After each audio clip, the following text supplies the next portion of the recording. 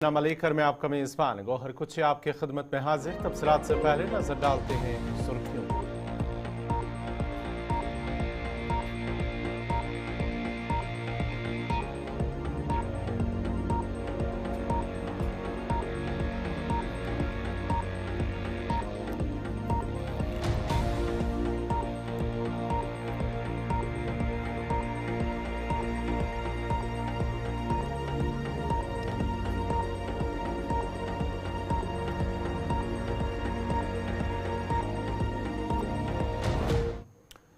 और अब पेश खबरों की तफसील। जम्मू कश्मीर असम्बली में बजट इजलास का आज चौथा दिन है और आज वज़ीर आला उमर अब्दुल्ला ऐवान से खिताब भी करेंगे। वज़ीर आला उमर अब्दुल्ला LG के खुतबे पर शुक्रिया की तहरीक को समेटते हुए मेंबरान की तरफ से उठाए गए सवालों का भी जवाब देंगे। आज 6 मार्च को असम्बली के अंदर वक्फे सवालात में 25 सवालों की फहरिस्त तरतीब दी गई है और इस जिनमें सलमान सागर, शेख खुर्शीद, एडवोकेट रियाज अहमद खान, GA बीर, सुरेंद्र कुमार, डॉक्टर रमेश्वर सिंह, शमीमा फिरदौस, कुलदीप राज गुप्ता के सवाल शामिल थे। वक्फी सवालात के दौरान कई ज़िमनी सवालों का जवाब भी मुख्तलिफ वज़रा की तरफ से दिया गया। सलमान अली सागर की तरफ से बुरजहामा PSC के मुतल्लिक़ पूछे गए सवाल के जवाब में वज़ीर सेहत ने कहा कि साल 2014-13 में PSC बुरजहामा की तामीर शुरू की गई, जिस पर 179 लाख रुपए लागत का तखमीना आना था, जिसके एवज 17 लाख रुपए फराम किए गए। ताहम बुरजहामा में PSC के काम को उस वक्त रोकना पड़ा जब महकमे आसार कदीमा की जानिब से एतराज़ात पेश किए गए। तामुतलका इलाके में मकामी कमेटी की जानिब से मुतबादिल ज़मीन फराहम की गई, जहां पर काम को दोबारा शुरू किया गया।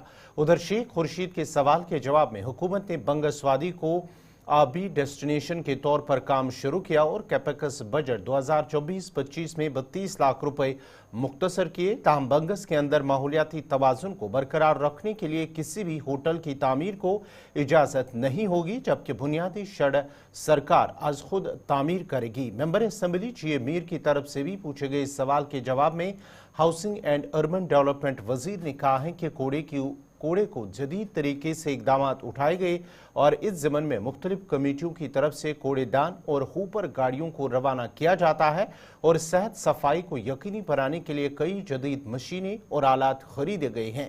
शमीमा फिरदौस के सवाल के जवाब में महकमे जल शक्ति के वजीर ने कहा कि श्रीनगर के अंदर पीने के पानी की किल्लत नहीं है और पाइपों के जरिए वाटर सप्लाई को यकीनी बनाया जा रहा है।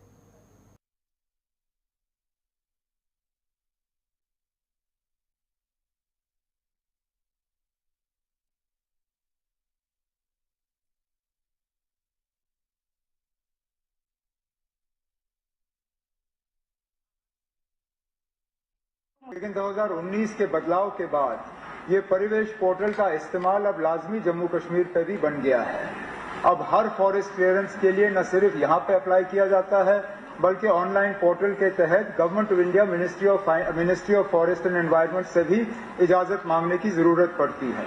हकीकत यह है कि उस इजाजत को हासिल करने में वक्त लगता है।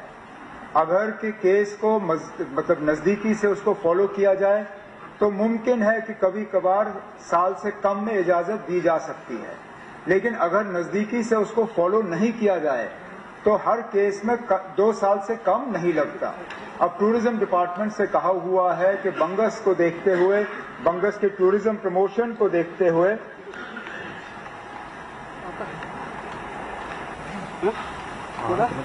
इन जो फॉरेस्ट क्लियरेंसेस के लिए बंगस के लिए परिवेश पोर्टल पे जो एप्लीकेशंस की गई हैं उनको नजदीकी से फॉलो किया जाएगा, ताकि वक्त के अंदर अंदर उनकी इजाजत हमें मिले और ये पैसा जो है सही तरीके से इस्तेमाल हो। इसके बाद ऑनरेबल मेंबर साहब ने पूछा था कि जो रजिस्ट्रेशंस हैं वो कम क्यों हैं। फिलहाल तो 19 ही जो हैं क्वालिफाई कर चुके हैं और रजिस्ट्रेशंस जो हैं उनको एग्जामिन किया जा रहा है।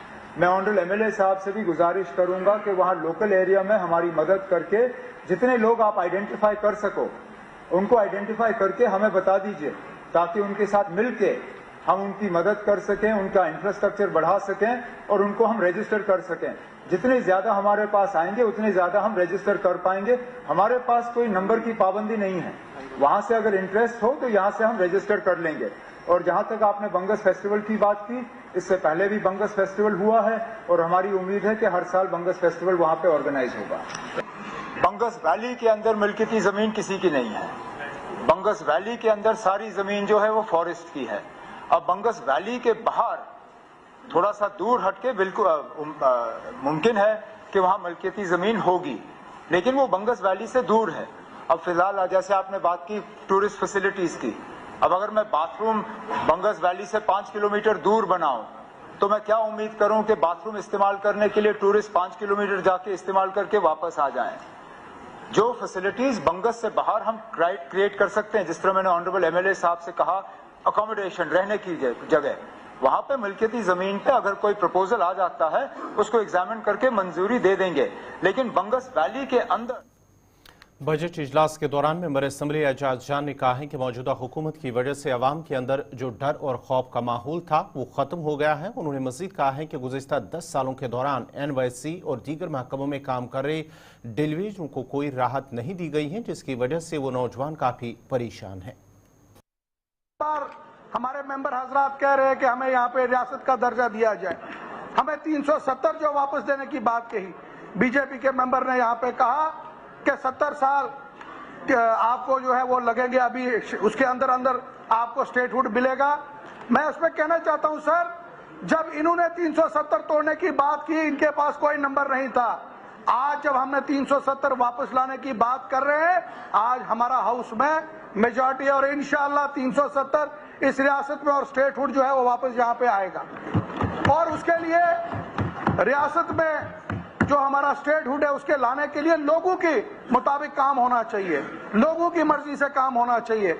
आज हुकूमत के पास वो इख्तियारात नहीं कि सीधा जो लोगों का काम हो सके, लेकिन फिर भी हुकूमत जो है अपना काम कर रही है। और सबसे बड़ी बात मैं जो कहना चाहूंगा कि जब से ये हुकूमत बनी है, इस रियासत के अंदर एक डर का माहौल खत्म किया।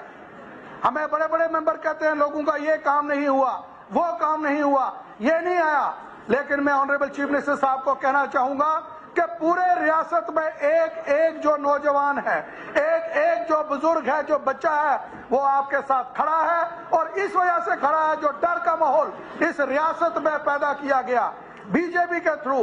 हर इलाके, वो कश्मीर से लेके लखनपुर लेके पुंछ राजौरी तक एक डर का माहौल, लोगों की जमीनों को लेके ये बताया गया कि आपकी जमीनें वापस ली जाएंगी, लोगों के घरों के ऊपर मुश्किलात लाई गई। लेकिन आज वो डर जो खत्म हुआ है, मैं समझता हूं सबसे बड़ी हुकूमत की जो कामयाबी है, वो कामयाबी वही है कि आज हमारा दूर दराज पहाड़ी इलाके में जो बुजुर्ग है, जो जवान है, जो वहां पे खड़ा है अपनी मुश्किलात के लिए, आज वो कम से कम एक चैन की नींद जो सोता है। मेंबर असम्बली सज्जाद गनी लोन ने हुकूमत पर सवाल उठाते हुए कहा कि नेशनल कॉन्फ्रेंस ने अपने मंशूर में जो वादे किए उनमें अभी तक ना ही कोई वादा पूरा हुआ और ना ही अभी तक असम्बली के इजलास के दौरान उनका जिक्र कहीं पे हुआ है। नेशनल कॉन्फ्रेंस के मैनिफेस्टो का रूप जो सिर्फ 4-5 महीने पहले इलेक्शन हुए, लिखा है कि we will strive for autonomy resolution which was passed in 2000, इसमें जिक्र नहीं है। We will strive to restore 370, 350A as prior to August 5, 2019, जिक्र नहीं है। We will redraw J&K Reorganization Act, जिक्र नहीं है। रेजोल्यूशन का आप बोलते हैं किया, हम बोलते हैं नहीं किया है। Make efforts to modify, annul and repeal post August 5, 2019 laws, जिक्र नहीं है। Land ownership, reasonable restriction, जिक्र नहीं है। और रीजनल ऑटोनॉमी, वो भी तो जिक्र नहीं है। Make efforts to secure the release of prisoners languishing in jails, जिक्र नहीं है। पब्लिक सेफ्टी एक्ट का आपने बोला है रिपील, ये पेज नंबर 11, जिक्र नहीं है। Dignified return of Kashmiri pandits and rehabilitation, शायद जिक्र नहीं है। अच्छा है, आई एम सॉरी। जर्नलिस्ट के बारे में बोला है। जॉब वेरिफिकेशन प्रोसेस, जिक्र नहीं है। ईज पासपोर्ट वेरिफिकेशन, जिक्र नहीं है। अनजस्ट टर्मिनेशंस, जिक्र नहीं है। अननेसेसरी हैरेसमेंट ऑन हाईवे, जिक्र नहीं है। Provide 1 lakh jobs to youth, जिक्र नहीं है। Within 3 months of forming government we shall pass the Jammu and Kashmir youth employment generation act, नहीं पास किया और जिक्र भी नहीं है। सारी वैकेंसीज हम 180 दिनों में फिलअप करेंगे। जो मैंने कल सवाल पूछा था परसों, उसके हिसाब से तो लगता है 3 साल लगेंगे, because you filled up only 10%। in non-gazetted, as per the government records. 5,000 रुपया खैरिए तो हम बाकी बजट स्पीच में कहेंगे. What I'm saying is that the aspiration part is missing. We all believe कि पिछले 5 साल जो हमारे साथ हुआ वो अच्छा नहीं हुआ. 5 अगस्त 2019 को it seems as if they are announcing a war on the people of J&K, especially Kashmir. सबको बंद कर लिया गया, टेलीफोन लाइनें काट दी गई, जैसे कि कोई बहुत बड़ा जंग लड़ना था, और हम सबको जेल डाला गया. ये अलग बात है कि आपका जेल अच्छा था, हमारा जेल खराब था, हम गलत लोग थे. तो लेकिन ये था कि हम सब जेल में थे ना, तो वही नंबर आपका जेल कबूल हो गया, हमारा नहीं हुआ. तो मकसद ये था यार, ये जोक था, आप सीरियसली मत लो, just for a sake of humour. तो इन्होंने हम सबको बंद कर दिया. बट मैं आपसे पूछना चाहता हूं, जो मैसेजिंग यहां से जाएगी, मैसेजिंग जाएगी आपकी पार्टी ने, आपने नहीं, जो मैसेजिंग यहां से जानी चाहिए दैट शुड बी ऑफ पे, बिकॉज सारा पार्लियामेंट ने करना है, स्टेटहुड वहां से आना है, 370 35 से सब वहां से होगा, जो कुछ भी होगा वहां से होगा. But what is the message to people of J&K, to India, कि हम पुरानी तनख्वाह पर काम करने के लिए तैयार हैं, उससे कम भी करने के लिए तैयार हैं. I believe that these aspirations should have been reflected in the LG address. Member assembly Ali Mohammad Attar ने इजलास के दौरान खिताब करते हुए कहा है कि 1987 में धांधली करने वाले ही 1987 के जिम्मेदार हैं. उन्होंने कहा है कि 1987 की बात करने वालों को 1967 और 1972 की भी बात करनी चाहिए. मैं हैरान हूं, जो लोग 1987 की बात करते हैं वो 1972 की बात क्यों नहीं करते हैं, 1967 की बात क्यों नहीं करते हैं, 1962 की बात क्यों नहीं करते. सर 1962 में 33 उम्मीदवार उन्होंने बिला मुकाबला करार दिए. कैसे दिया करार दिए, या तो उम्मीदवारों को गायब कर दिया, या तो उनके वो जो तजवीज और तायद कुनंद है उनको गायब कर दिया, या फार्म मुस्तरद कर दिया है. 33 उम्मीदवार है, और वही लोग जो उन दिनों अपने हरीफों को गायब करके वही ये दोहराते हैं 1987 में इस तरह हुआ उस तरह हुआ. 1967 में 22 लोग बिला मुकाबला कामयाब हुए, या तो नॉर्थ कश्मीर से या साउथ कश्मीर से. 1972 में भी ऐसा ही किया, 5 लोगों को ऐसे ही कामयाब कर दिया. और आप भी जनाब एक उम्मीदवार थे 1972 में, वैसे आजाद उम्मीदवार, आप इलेक्शन लड़ रहे थे, और आपको याद है किस तरह ये लोग किसी एमएलए को इंचार्ज बना के दूसरी कॉन्स्टिट्यूएंसी में भेजने के लिए एक गुंडू का टीम लेके, और आप जानते हैं किस तरह ये गाड़ियों को रुका के जब पोलिंग खत्म होती थी, इसके बाद गाड़ियों में ये जो बैलेट बॉक्स लेते हैं, किस तरह ये उन्होंने चेंज किया. अपने साथ उनके साथ बैलेट बॉक्स होते थे और वो चेंज करते थे, और जो लोगों ने वोट दिया होता तो इसको किसी नाले में फेंकते थे. लिहाजा मैं इनसे गुजारिश करूंगा, जब आप 1987 की बात करोगे तो फिर 72 और 67.